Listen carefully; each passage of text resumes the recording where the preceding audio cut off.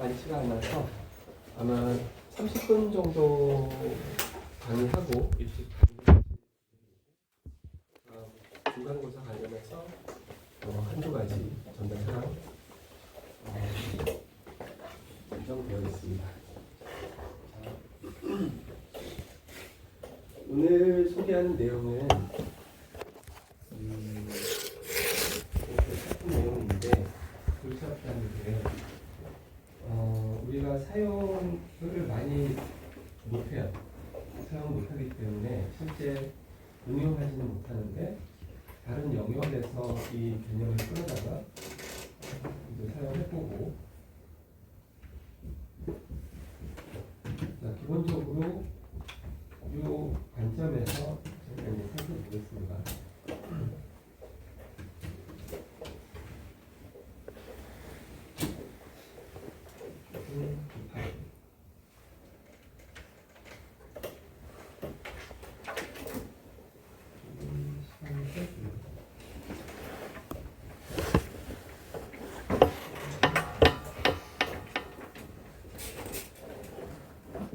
아날로그 신호에 대해서 우리가 주파수 성분을 얻기 위해서 포리어 트랜스폼을 그래서 얻어지는데,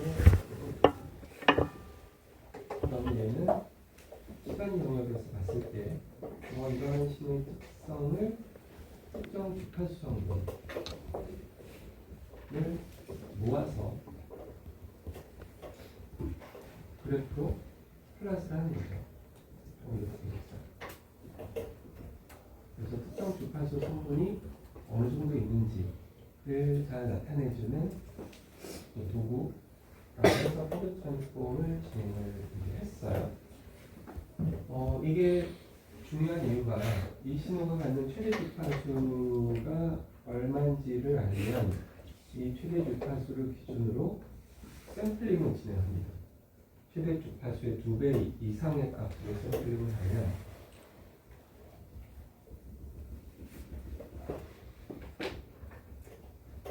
이러한 디스크릿 신호가 나타나지고, 이렇게 얻어진 신호로부터 우리가 완벽하게 복원이 가능한 어떤 기본적인 전제 조건이 충족이 돼요.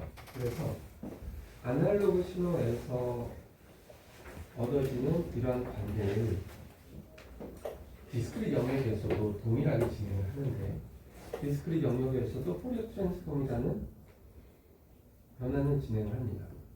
그러면 X 오브 대문자 F가 나와요. 이제 여기서는 이 신호는 마찬가지로 디스크릿 신호가 가지고 있는 모든 주파수 성분을 나타내요.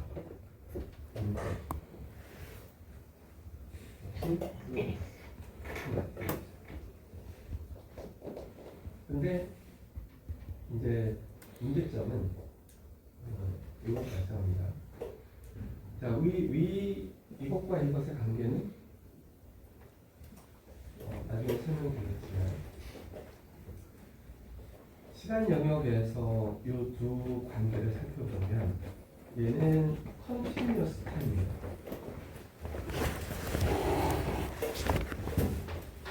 컨티뉴어스 타임.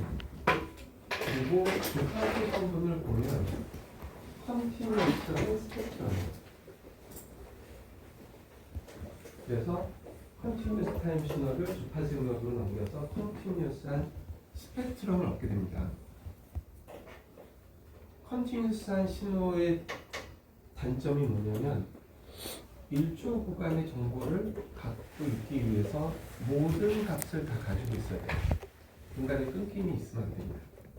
그래서 굉장히 방대한 양의 값을 수록을 해야 되기 때문에 컨티뉴어스한 신호를 수록하는 것은 굉장히 어려워요.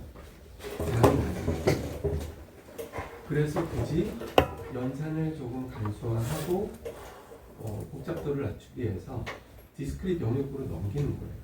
그러면 1초 동안 이만큼의 값을 가지고 있어야 되는데 1초 동안 몇 개의 샘플 값만 있으면 되기 때문에 그 전제는 완벽하게 복원이 가능하다는 전제야.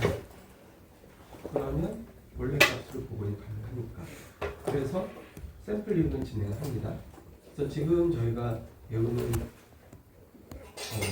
신호는 여기에요. 이 신호를 주파수 영역으로 넘겼더니 또 다루기 어려운 컨티뉴어스 스펙트럼 메커니즘입니다. 이 문제를 해결하기 위해서 우리가 샘플링을 해봤는데 이 놈의 스펙트럼 값을 얻어보니 디스크리트 타임 포리어 트랜스폼을 해보면 디스크리트한 스펙트럼이 나타나는 게 아니라 컨티뉴어스한 스펙트럼이 나타나는 거예요. 그래서 연산하기가 또 쉽지 않다는 겁니다.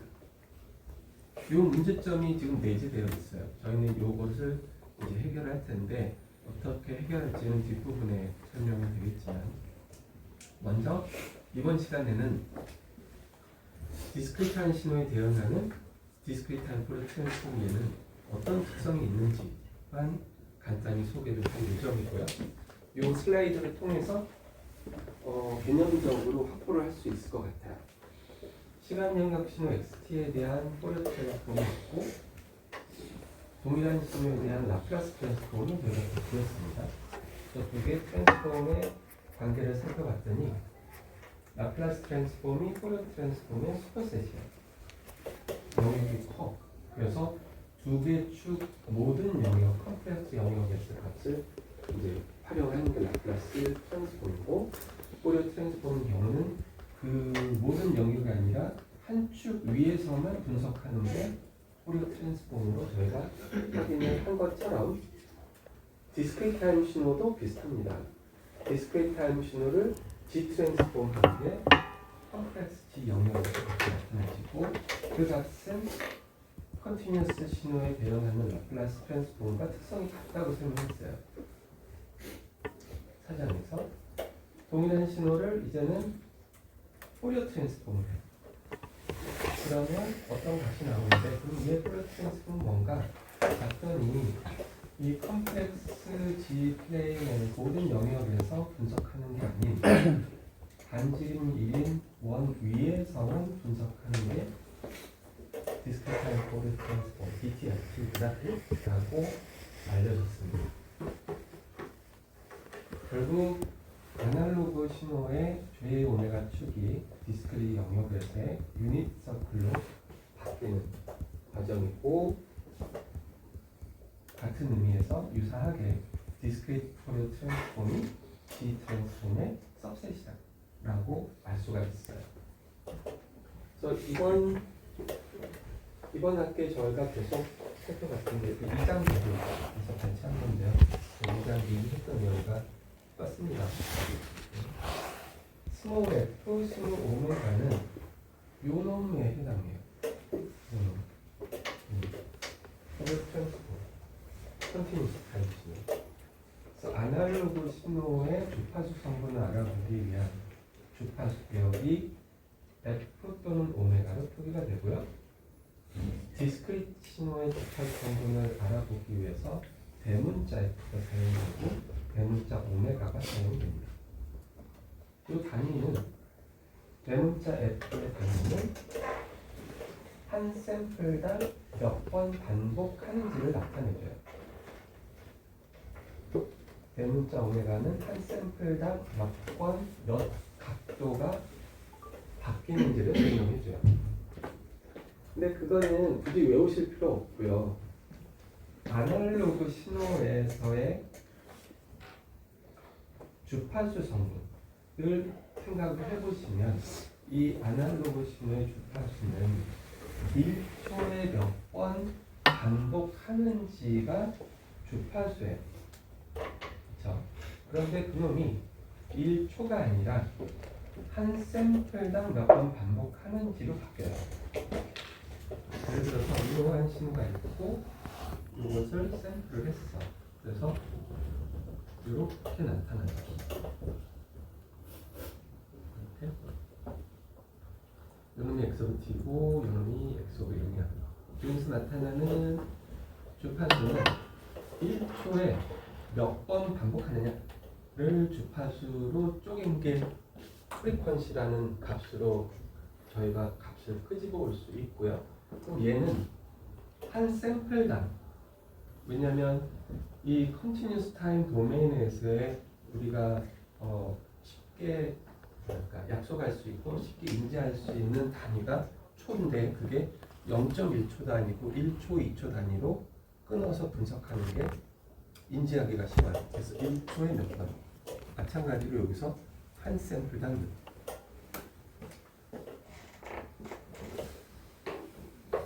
이렇게 샘플링이 진행이 되는데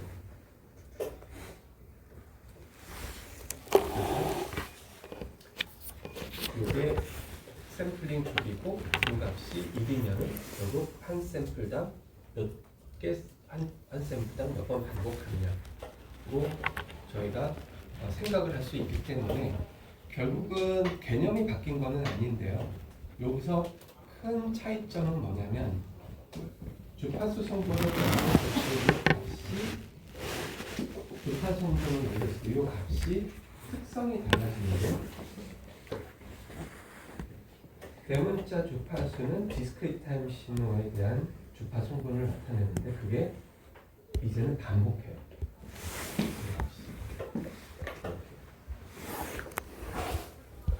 반복합니다.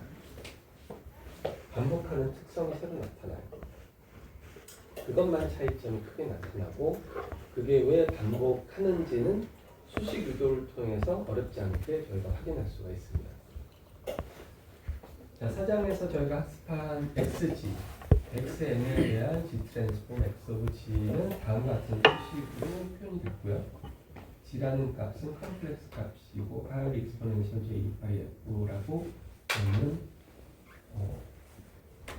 정의를 내렸고 여기서 R은 매그니튜드, F는 주파수 성분. R 값을 1로 고정을 하면 그러면 수식이 간소화가 됩니다. 이렇게 간소화된 수식을 X 오브 F라고 정의를 내리고 이 값을 DTFT라고 부를 거예요. 이 파이 F를 오메가로 바꾸면 X 오브 오메가는 XN 익스포넨셜 J N 오메가로 바뀝니다. 그래서 수식 구조를 보면 아날로그 신호 앞에 설명했던 아날로그 신호의 구조와 크게 다르진 않아요. 예. 단지 달라지는 것은 대문자 F의 주파수와 대문자 오메가의 주파수가 반복해요. 1에 한 번씩 반복하고 2파에 한 번씩 반복해요. 그래서 왜 반복하는지를 알아봤더니 이 X 오브 F라고 되어 있는 이 수식에 F 대신 F 더하기 1을 대입을 했을 때 그 값이 원신호인 F, X 오브 F와 동일하기 때문에 DTFT는 F 도메인에서 1에 한 번씩 반복하는 거예요. X 오브 오메가는 2파에 한 번씩 반복하는 거예요. 따라서 DTFT는 주기신호이면서 컴플렉스 값을 갖는다 라고까지 저희가 확인할 수가 있어요. 이 반복하는 특성이 이제 중요한 특성 중에 하나로 사용이 됩니다. 그 특성을 알아보기 위해서 컴플렉스 값이고 반복해요. 그러면 그 특성을 좀 더 알아보기 위해서 컴플렉스 값이니까 X 오브 F가 X 오브 F는 그러면 실수 더하기 허수로 표현돼요. 또는 매그니튜드와 페이지로 표현돼요. 컴플렉스 값이기 때문에 실수축과 허수축 어디에 위치하든 실수축과 허수축 또는 매그니튜드와 페이지로 표시되는 형태인 거죠. 저희는 이 형태를 알아보고 있어요. 요놈에 대한 매그니튜드와 페이지. 왜냐면 매그니튜드 익스파이스를 알아보고 싶어요. 우리가 관심 있는 거는 매그니튜드 익스파이스거든요. 그래서 매그니튜드 익스파이스 특성은 뭔가 알아보기 위해서 조금 정리를 해봤습니다. 자, 일반적인 신호는 우리가 사용하는 X 오브 N은 대부분 실수 신호입니다. 허수 신호는 실시간에 사용이 거의 불가능해요. 대부분의 신호가 실수 신호고, 따라서 대부분의 신호를 고려를 한다면 X of F의 컨주게이션은 전체의 컴플렉스 컨주게이션이고 각각의 컨주게이션이고, 실수기 때문에 X of N과 X의 컨주게이션은 값이 같아요. 그래서 다시 이렇게 그냥 쭉 이해만 해주시면 돼요. 외울 필요 없이. 자, 여기 x, f의 컴플렉스 컨주게이션한 값에 f 대신 마이너스 f를 대입해 갔어요. 왜냐면 요거를 만들고 싶으니까. 요거를 만들어서 x of f로 바꾸고 싶어. 그래서 f 대신 마이너스 f를 갔어요. 그랬더니 요렇게 그 값은 결국은 원신호와 동일해집니다. 즉 x of f와 x-f의 컴플렉스 컨주게이션은 같은 값이에요. 요놈 가격은. 그럼 얘는 뭐로 표현이 될 수 있을까? 얘는 매그니튜드나 페이스로 표현이 되기 때문에, 그럼 얘는 어떻게 표현이 될 수 있을까? 얘는 컴플렉스 값이고 마찬가지로 매그니튜드와 페이스로 구성이 가능해요. 그래서 x of f를 매그니튜드와 페이스로 구성을 한다면, 그럼 얘는 다음과 같은 수식으로 쓸 수가 있을 것 같아요. f 대신 마이너스를 넣고 전체를 컨주게이션 한다. 그렇죠? 컨주게이션에 따르는 것은 허수 부분의 부호만 달라지게 됩니다. 그 값이 어떤 값인지 모르지만 매그니튜드와 페이스 형태로 나타내질 것 같아요. 그것을 찾아보고 싶은 거예요. 그래서 정리를 해봅니다. 매그니튜드는 이렇게 실수 허수 부분을 이용해서, 페이스 부분도 실수 허수 부분을 이용해서 정리를 해봤더니, 요놈 x-f의 컴플렉스 컨주게이션한 값이 어떻게 표현이 되냐면 x-f의 매그니튜드, 즉 요놈과 요놈은 같은 놈이라는 거예요. 왜냐하면 두 개가 같기 때문에. 그래서 매그니튜드 부분이 매그니튜드 부분과 같고, 페이스 부분이 페이스 부분과 같고, 정리를 하면 이렇게 돼요. 정리를 들어보면 매그니튜드 리스판스는 이븐 시메트릭하구나. 페이스 리스판스는 아드 시메트릭하구나 라는 특성을 얻어낼 수가 있고요. 이 특성은 주파수 성분 아날로그 신호의 스펙트럼에 해당하는 포르 트랜스폼의 특성과도 똑같아요. 같습니다. 그래서 매그니튜드 리스판스의 트랜스폼의 매그니튜드 리스판스는 이븐 시메트릭, 페이스 리스판스는 아드 시메트릭. 특성이 그대로 승계가 됐다라는 걸 확인을 할 수가 있어요. 좀 구체적으로 설명을 해보면, 대부분의 신호인 실수 신호이면서 신호 자체가 이븐 시메트릭한 신호가 있을 수 있겠죠. 그리고 아드 시메트릭한 신호가 있을 수 있겠고, 그 신호들을 DTFT를 했을 때 특성이 어떻게 달라지나라고 봤더니, 컴플렉스 값에서 허수 부분이 없는 실수 신호만 나타내죠. 허수 부분만 나타내죠. 그리고 특성 자체가 시메트릭한 특성이 나타내지게 됩니다. 역시 외울 필요는 없고 연습 문제 통해서 저희가 확인해 볼 거예요. 기억하셔야 될 부분은 매그니튜드 리스판스는 이번 시메트릭, 페이스 리스판스는 아드 시메트릭 특성. 그래서 매그니튜드가 이렇게 반복합니다. 2회 한 번씩 반복한다면 세로축을 기준으로 대칭, 반복한다면 오리진을 기준으로 대칭. 이 매그니튜드 페이스 리스판스의 특성. 값은 1에 한 번씩. 우리가 매그니튜드와 페이스를 살펴볼 때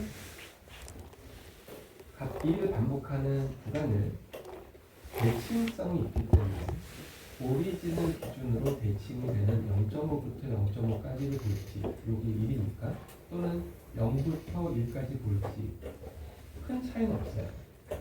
하지만 0부터 1까지 값을 보는 것보다는 0을 기준으로 왼쪽 오른쪽 값을 보는 게 일반적인 분석 방법이기 때문에 이 방법을 많이 사용합니다. 큰 차이가 없고요. 자, 연습 문제 몇 개 해볼 텐데 각각 어떤 특성이 있는지 살펴볼게요. x 오브 n이 3, 1, 2, 4 실수값이죠. 그러면 x 오브 f는 컴플렉스 값이 나옵니다. 그리고 주기 신호예요. 1에 한 번씩 반복해요. h 오브 n이 2, 1, 3, 1, 2 대칭 신호입니다. 2번 시메트리. 그럼 h 오브 f는 컴플렉스 값인데 실수 부분만 나가요. 컴플렉스 값은 없어지고. 주기 신호예요. y 오브 n은 마이너스 2, 마이너스 1, 0, 1, 2 대칭 신호입니다. 아드시메트리. 디텍트를 하면 주기 신호고 이제는 실수 부분이 없어요. 그리고 값이 아드시메트리. 이러한 관계가 그냥 자연적으로 발생을 해요. 역시 외울 필요 없어요. 이것만 기억해 주시면 됩니다. 일반적으로 우리가 알고 싶은 내용이 이제 네 번째 같은 경우예요. x 오브 f가 절대값과 페이스, 데리미트가 페이스로 나타내실 텐데 x 오브 f가 2 곱하기 다음 같이 주어졌다면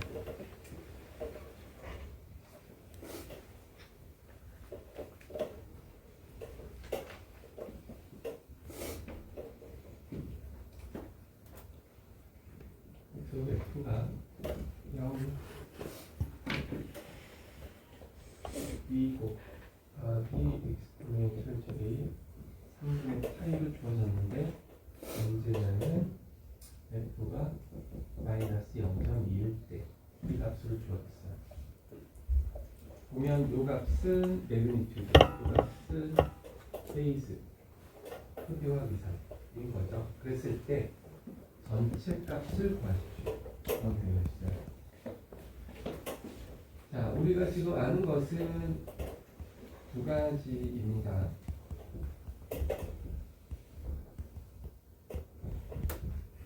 하나는 x 오브 f의 매그니튜드, 하나는 x 오브 f의 페이스.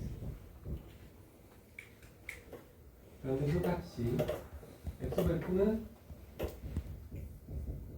x의 f 더하기 1에 한 번씩 반복하기 때문에 이만큼을 반복시켜요.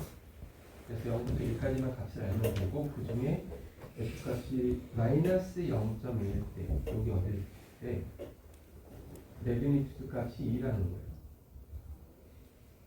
마이너스 0.2일 때 페이스 값이 3분의 8이라는 거예요. 요거가 주어져.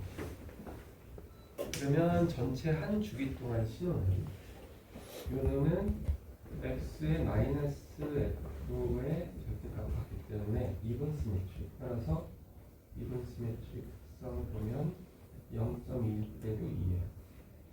얘는 0.1 때 마이너스 3분의 8 값을 가져요. 그렇죠? 그리고 또 알 수 있는 것은 1.21 때도 2예요. 마이너스 1.21 때도 2예요. 나머지는 몰라. 그래서 이 부분은 그냥 이렇게 2입니다.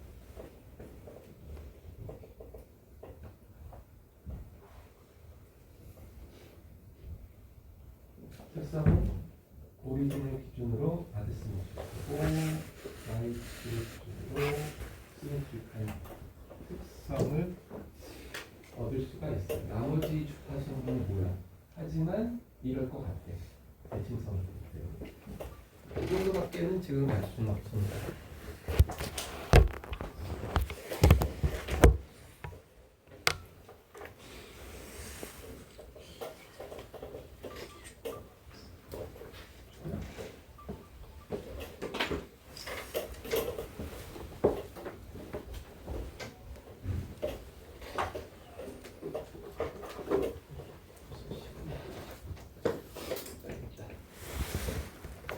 자, 바운드 컨디션 이거 설명만 하고 연습 문제 하고 넘어갈게요. 자, 바운드 컨디션은 X 오브 F가 존재하는 조건인데요. 안정성을 확보하는 조건과 크게 다르진 않습니다. 절대값 취해서 값을 비교했을 때 그 값이 무한대보다 작으면 그러면 DTFT가 존재한다 라는 내용입니다. 그래서 크게 다르진 않는데 우리가 관심 있게 볼 것은 주기 함수나 스텝 함수인 경우에 계속 반복하는 함수가 무한대까지 연장이 되기 때문에 다 더하면 무한대가 돼요. 스텝 함수는 무한대로 일이 반복하기 때문에 다 더하면 무한대예요. 그럼에도 불구하고 DTFT가 존재합니다. 그 내용을 확인하고 싶은 거예요. 1번 0.5의 n승 유효변 이렇게 쭉 떨어지면 이 신호는 다 더하면 어떤 값으로 수렴을 해요. 그래서 크기가 바운드 됐고 시스템이 안정적인 것을 확인을 합니다. 따라서 DTFT를 구할 수가 있어요. 두 번째 1.5의 n승으로 시간이 가면 갈수록 값이 커져. 바운드 되어 있지 않기 때문에 스테이블하지가 않고 DTFT를 구할 수가 없습니다. 마지막으로 유닛 스텝 함수 1이라는 쭉 연결이 돼. 바운드 되어 있어요. 1이라는 값으로 바운드 되어 있어. 그렇지만 다 더하면 무한대로 가. 그런데도 불구하고 DTFT는 존재해요. 이 특성 때문에 저희가 지변 안에서 DTFT로 왔다 갔다 할 때 문제가 발생합니다. 이 특성 때문에. 그래서 그게 왜 발생하는지 설명을 할 거고요.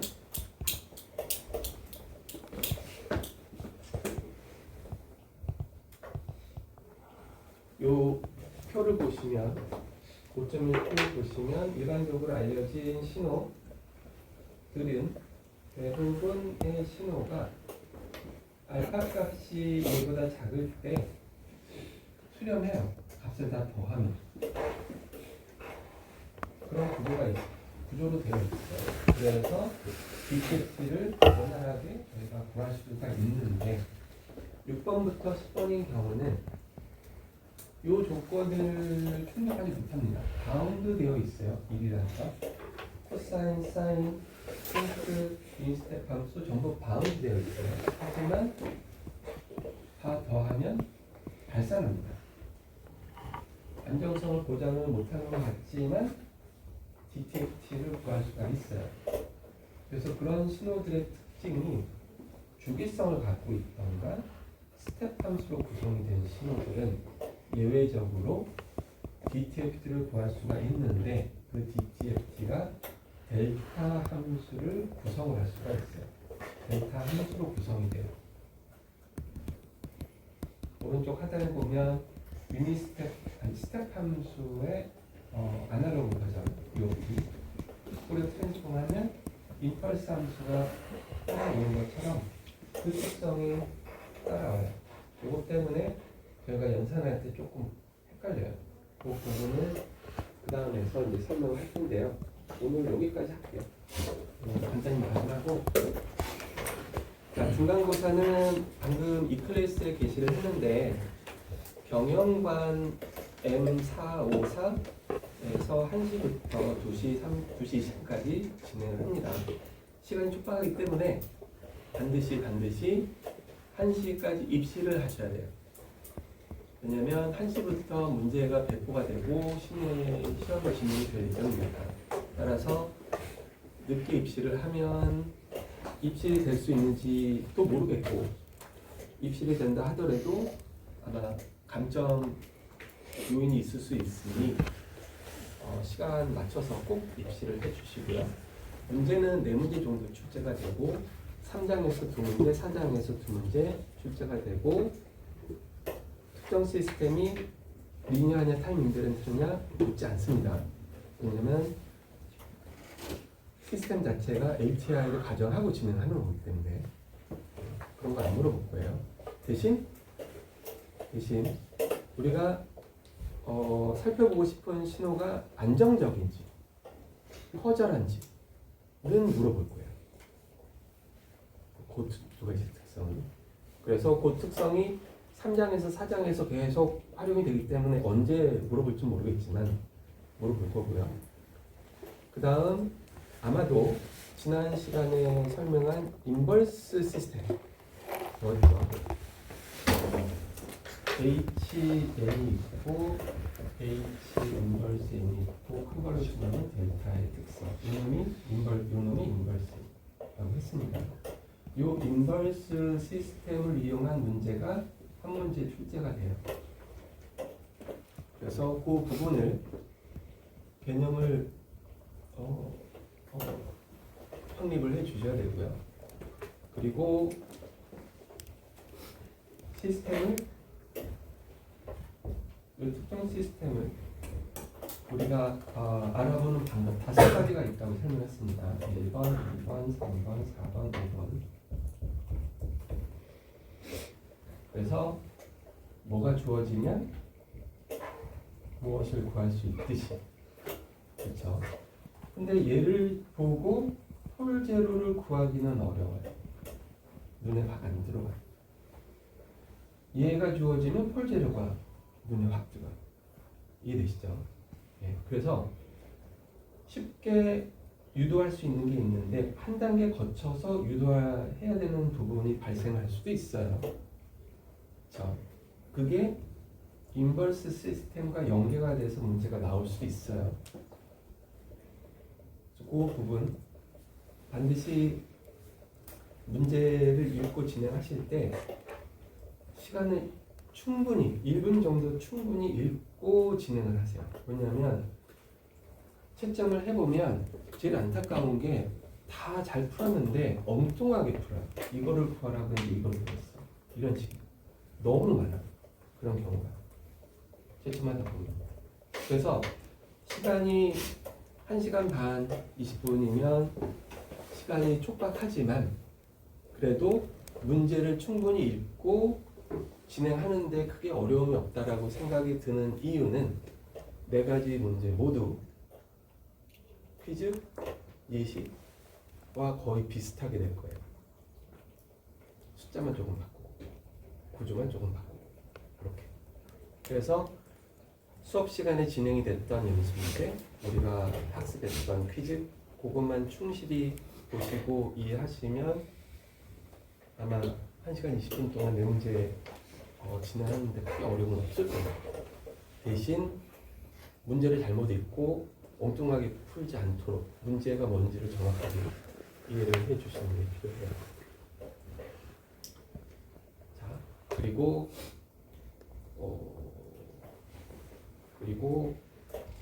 아마도 문제 출제에 오류가 없을 법한데 그래도 혹시 문제를 읽고 이해가 안 되는 부분은 조교한테 질문을 할 수 있는데요. 조교가 답을 해줄 수는 없어요. 좀 어떻게 표현해야 되나? 네. 이게 이겁니다라고 조교가 대신 얘기해 줄 수는 없어요. 네. 조교의 역할은 시험 감독이지 시험 문제를 해석 잘못된 것을 고치고 하는 역할이 아니에요. 네. 그렇다고 하더라도 여러분들 입장에서는 문제가 이상하다라고 하면 질문을 할 수 있어. 그러면 그게 이제 어떻게 해결이 되냐면 조교가 저한테 대신 물어봐요. 이거 질문이 들어왔는데 이거 맞습니까? 실시간으로 피드백을 주고 문제가 없으면 그냥 진행하라. 문제가 있으면 고쳐서 진행하라. 이렇게 되기 때문에 혹시 보시고 문제가 이상하던가 문제가 이해가 안 되면 그건 어쩔 수 없고 문제가 이상하다 싶으면은 질문을 하실 수는 있어요. 근데 문제가 이해가 안 됩니다. 무슨 얘기예요? 라고 하면 조교가 도와줄 수 있는 건 없어요. 네. 그 역할이 명확하기 때문에 그 부분에 있어서 이해를 좀 해주시면 좋을 것 같고 그리고 혹시 공부를 하다가 주말까지 공부하다가 질문이 있던가 뭐 강의 교환에 지금도 오타가 많이 있어서 계속 수정을 하고 있는데요. 뭔가 오타가 있어서 이해가 잘 안 돼요. 그러면은 이메일로 질문을 하면 계속 그날 저녁까지는 제가 회신을 해줘요. 강의를. 네. 그래서 그렇게 진행이 가능하니까 내용이 어렵진 않으니 조금 잘 준비하셔서 만족할 만한 점수를 취득하시길 기대하겠습니다. 제 목표는 중간고사 평균 83점 정도. 오가 아니야. 지난 학기에 79점인가 81점이 됐었어요. 괜찮아. 할 수가 있어요. 파이팅.